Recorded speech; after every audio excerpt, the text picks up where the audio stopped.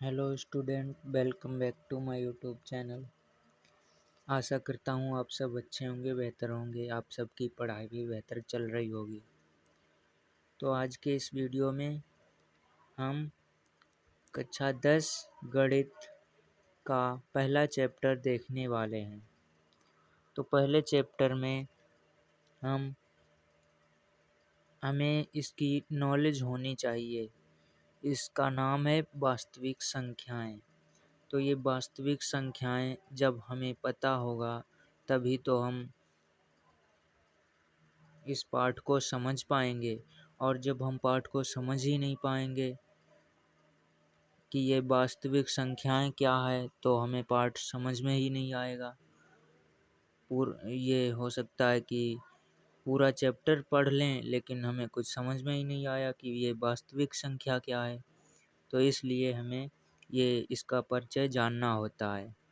तो आज की इस वीडियो में हम कक्षा 10 चैप्टर 1 वास्तविक संख्या इसका परिचय देखने वाले हैं।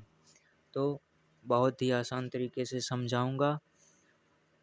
वीडियो के अंत तक ज़रूर बने रहिए और वीडियो पसंद आए तो अपने दोस्तों के पास भी शेयर कर देना ताकि वो भी हमारे चैनल के साथ जुड़ के अपनी स्टडी कर सकें। तो चलिए वीडियो को स्टार्ट करते हैं। तो सबसे पहले हमें ये जानना होगा कि ये वास्तविक संख्या है क्या, किसे कहते हैं वास्तविक संख्या। तो वास्तविक संख्या कहते हैं जैसे,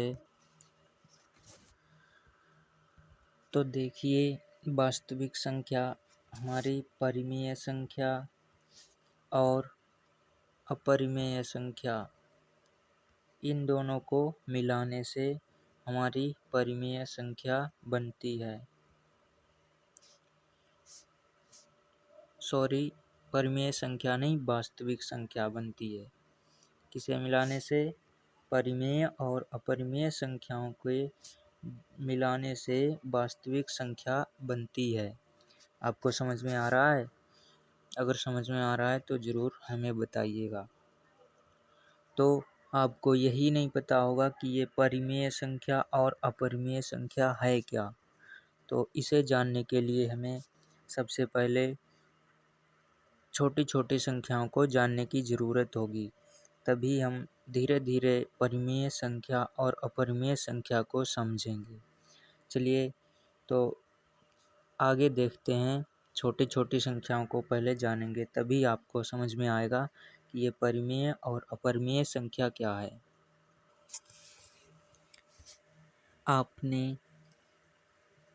अब हम आपको संख्याओं के प्रकार समझाएंगे। तो सबसे पहले संख्याओं के प्रकार में होता है प्राकृत संख्या।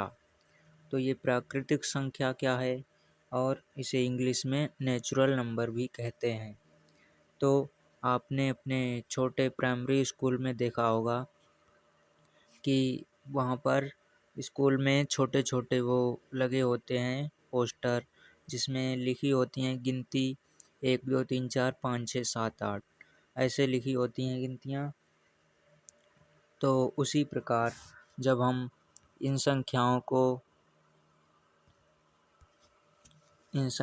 को गिनते हैं या फिर देखते हैं, जो हम पढ़ते हैं, जो हमारी गिनते हैं ऐसे, जैसे यहाँ पर 1 2 3 4 और 5,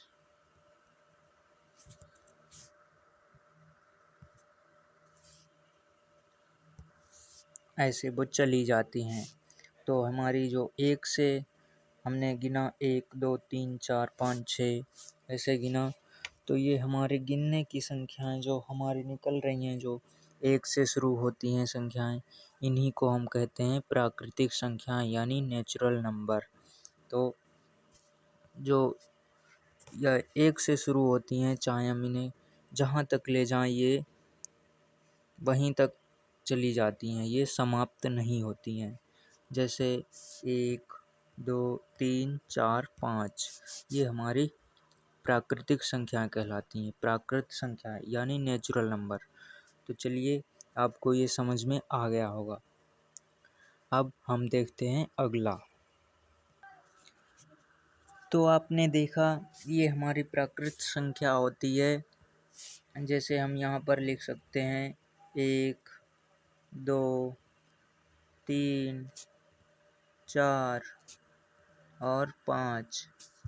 ये हमारी प्राकृत संख्या कहलाती हैं। इन्हें हम कहीं तक भी ले जा सकते हैं, इसका अंत नहीं होता, लेकिन ये 1 से शुरू होती हैं। तो अब हम अगला देखते हैं पूर्ण संख्या यानी होल नंबर, जिसे इंग्लिश में होल नंबर कहते हैं।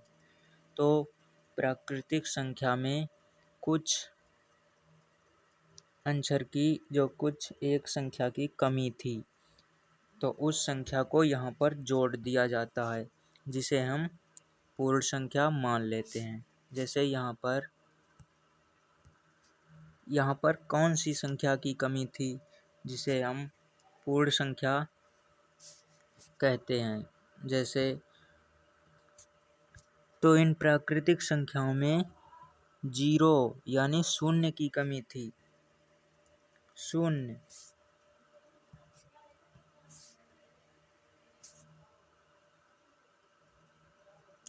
शून्य की कमी थी, इसलिए इसे पूर्ण संख्या कहते हैं। 0, 1, 2, 3 और 4 ऐसे डैश डैश जहाँ तक हम ले जाएं चली जाती हैं। तो ये 0 से शुरू होती हैं, ये हमारी पूर्ण संख्या कहलाती हैं। जैसे ये हमने लिखकर आपको दिखाया है, इसे पूर्ण संख्या कहते हैं यानी होल नंबर। तो आपको समझ में आ रहा होगा, बहुत ही आसान तरीके से मैं आपको बता रहा हूँ। अगर समझ में आ रहा है तो वीडियो को प्लीज़ लाइक कर दीजिएगा और चैनल को सब्सक्राइब भी कर लीजिएगा। तो अब हम आगे देख लेते हैं।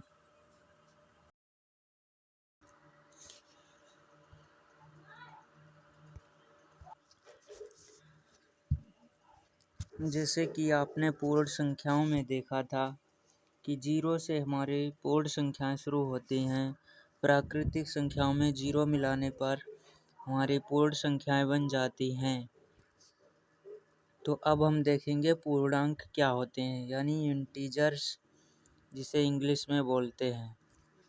तो देखिए,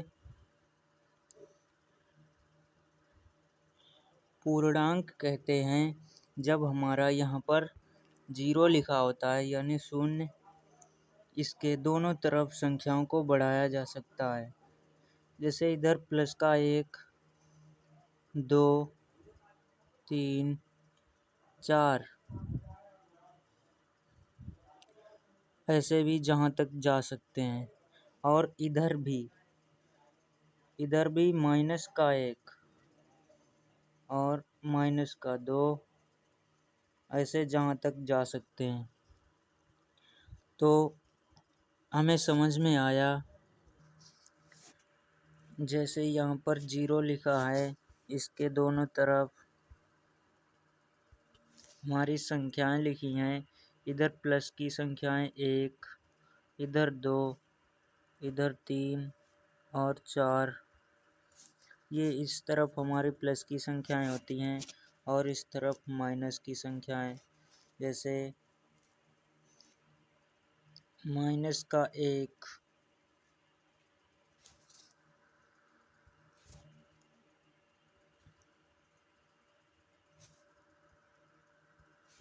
-1 और -2,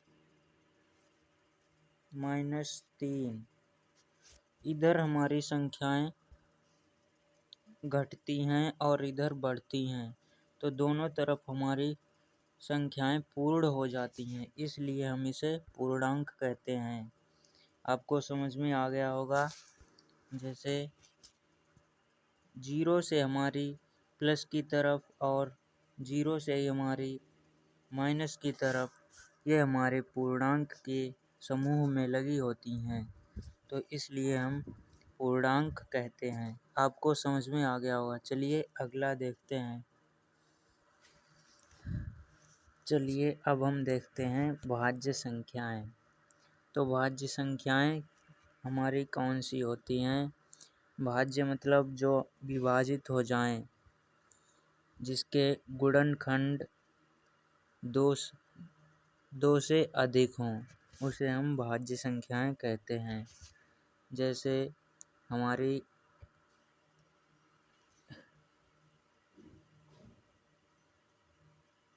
4 है, इसके गुणनखंड 1 में भी आता है और ये 4 में भी आता है और ये 2 के पहाड़े में भी आता है।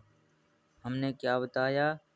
जिसके गुणनखंड 2 से अधिक हों वो हमारी भाज्य संख्या कहलाएगी। जैसे इसके 3 गुणनखंड हैं, 1 के पहाड़े में भी आता है, 4 के पहाड़े में भी आता है, 4 एकम 4 और 2 दूनी 4 भी आता है।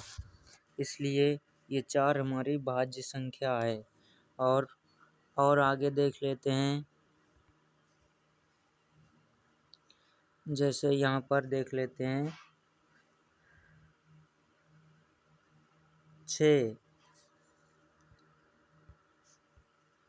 ये 6 है, ये भी हमारी एक भाज्य संख्या है।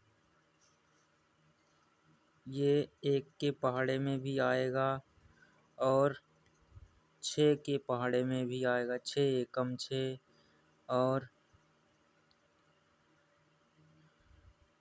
2 के पहाड़े में भी आएगा। इसके भी 3 गुणनखंड हैं, ये 3 संख्याओं से कट सकता है, तो ये भी हमारी एक भाज्य संख्या है।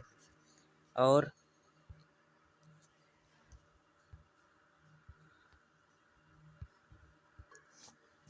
जैसे 10 ले लिया, इसका भी गुणनखंड देखिए, ये 1 से भी कटेगा और 2 से भी कटेगा,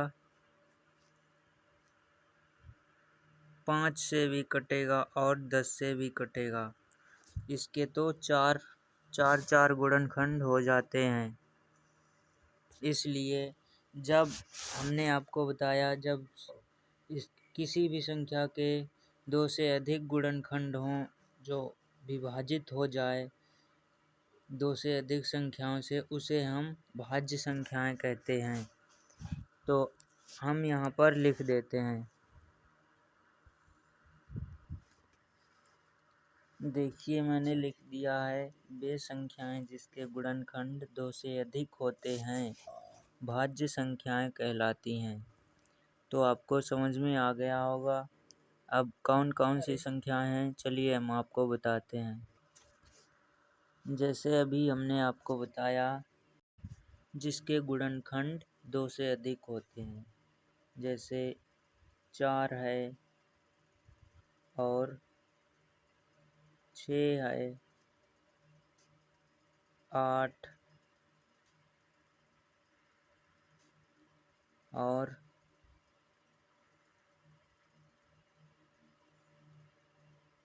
10,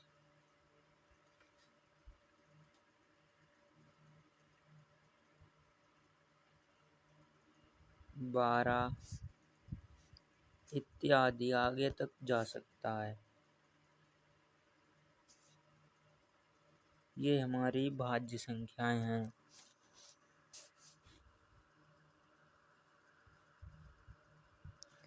इसके बाद ऐसी ही इसके विपरीत और भी संख्याएं हैं, जिसे हम देख लेते हैं। पहले यहाँ पर थोड़ा समझिए, जैसे यहाँ पर लिखा है 2, ये भाज्य संख्या हो सकती है या नहीं। देखिए इसके गुणनखंड कितने हो सकते हैं, ये 1 के पहाड़े से कट सकता है और खुद के पहाड़े से कट सकता है, तो इसके 2 ही गुणनखंड हैं। और हमने कहा था जिसके 2 से ज़्यादा गुणनखंड हों वही हमारी भाज्य संख्या कहलाएगी। तो ये भाज्य संख्या नहीं है। और देखिए यहाँ पर 3,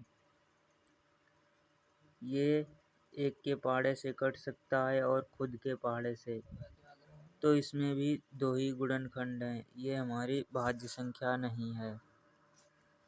और 4 तो हमारी भाज्य संख्या है ही। जैसे इसमें 1 से भी कटेगा, 4 से भी और 2 से भी कटेगा, तो इसके 3 गुणनखंड हैं, 2 से अधिक हैं, तो ये हमारी भाज्य संख्या है। और यहाँ पर 5 देख लीजिए, ये 1 से कटेगा, 2 के पहाड़े में तो नहीं आता है, और सिर्फ 5 से कटेगा, तो ये भी हमारी भाज्य संख्या नहीं है। सिर्फ 4 भाज्य संख्या है। अब हम अभाज्य संख्याएं देखेंगे। चलिए, ये अभाज्य संख्याएं उसकी उल्टी होती हैं, भाज्य संख्याओं की उल्टी होती हैं। जैसे वे संख्याएं जिसके गुणनखंड 2 होते हैं, 2 से अधिक नहीं होते हैं, अभाज्य संख्याएं कहलाती हैं। और भाज्य संख्याओं में हमने क्या बताया, जो संख्याओं के गुणनखंड 2 से अधिक होते हैं, वे हमारी भाज्य संख्याएं होती हैं।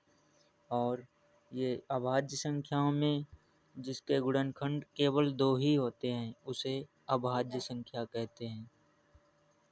लो पानी।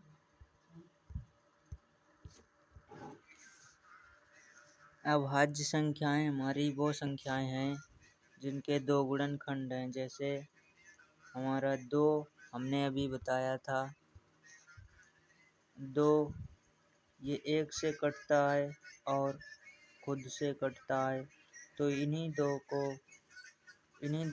गुणनखंडों से ये 2 कटता है, तो ये अभाज्य संख्या है। और 3 भी हमारी अभाज्य संख्या है, 1 से और 3 से, ये भी हमारी अभाज्य संख्या है। और 5 भी हमारी अभाज्य संख्या है, 1 से और खुद 5 से। फिर ये 7 भी हमारी अभाज्य संख्या है। इन सब के देखिए 2 गुणनखंड हैं, तो हम यहाँ पर कुछ संख्याएं लिख सकते हैं। ऐसे आप जोड़ जोड़ के लिख सकते हैं अभाज्य संख्याएं। चलिए, यहाँ पर हम लिख देते हैं कुछ संख्याएं। चलिए, मैंने यहाँ पर संख्याएं लिख दी हैं। अब आज के इस वीडियो के लिए बस इतना ही। अब मिलेंगे दूसरे वीडियो में, तब तक के लिए जय हिंद।